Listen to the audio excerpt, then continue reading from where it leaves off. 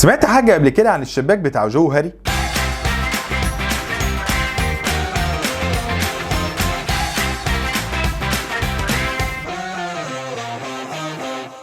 مساء الفل. جوزيف لوف وهاري انجم، اتنين علماء نفس في امريكا، الفوا نموذج وسموه على اسمهم جو هاري ويندو. فكره الموديل دوت بيستخدم لتحسين التواصل بين الناس وان يزود التفاهم ما بينهم. الموديل عباره عن كوادرن، كل مربع فيهم بيمثل حاجه معينه وادوا له صفه الشباك. اول جزء في الكوادرن ده هو الاوبن ويندو، وهنا بيمثل الصفات والسلوكيات اللي الشخص بيبقى عارف عن نفسه وكمان الناس اللي حواليه بيبقوا عارفينها. تاني جزء هو الهيدن اريا، وهنا بيكون معلومات الشخصيه اللي تخص البني ادم لوحده بس اللي حواليه ما بيبقوش عارفينها، زي مثلا الخبرات والمشاعر والاحاسيس، وكمان بيبقى موجود الاسرار بتاعت الشخص. ثالث جزء هو البلايند سبوت، ومن وجهه نظري ده اخطر جزء في الموضوع، لان البلايند سبوت بيبقى فيها الصفات اللي الشخص ما بيبقاش عارفها عن نفسه بس الناس اللي حواليه بيبقوا شايفينها وعارفينها. خطوره المربع ده انه بيخلي الانسان في حاله دينايل، لانه بيلاقي الناس بتقول عليه صفات هو نفسه ما يعرفش ان هي موجوده فيه. وهنا بيظهر اهميه الفيدباك والكوتشنج، وطبعا كل ما السيلف اويرنس بيزيد كل ما المربع دوت بيصغر. اخر جزء هو الانون اريا، وده بيكون الجزء المظلم في الشخصيه، ولا انت ولا اللي حواليك بيبقوا عارفين، وده بيكون راجع للتجارب اللي ممكن تكون عديت بيها خلال حياتك بس بتبقاش انت فاكرها. واكتر حاجه تساعدك على انك تكتشف المنطقه ديت هو انك تزود السيلف اويرنس بتاعتك وتكتشف قدراتك الخفيه. والاوبن كوميونيكيشن برضه تعتبر وسيله فعاله عشان تكتشف المنطقه دي. في النهايه الدرس اللي نتعلمه من موديل زي ده هو السيلف اويرنس والسيلف ديفلوبمنت والتواصل المستمر مع الناس، ومهما كنا عارفين نفسنا نبقى فاهمين ان احنا محتاجين برضه الفيدباك بصفه مستمره. ونشوفكم الحلقه الجايه.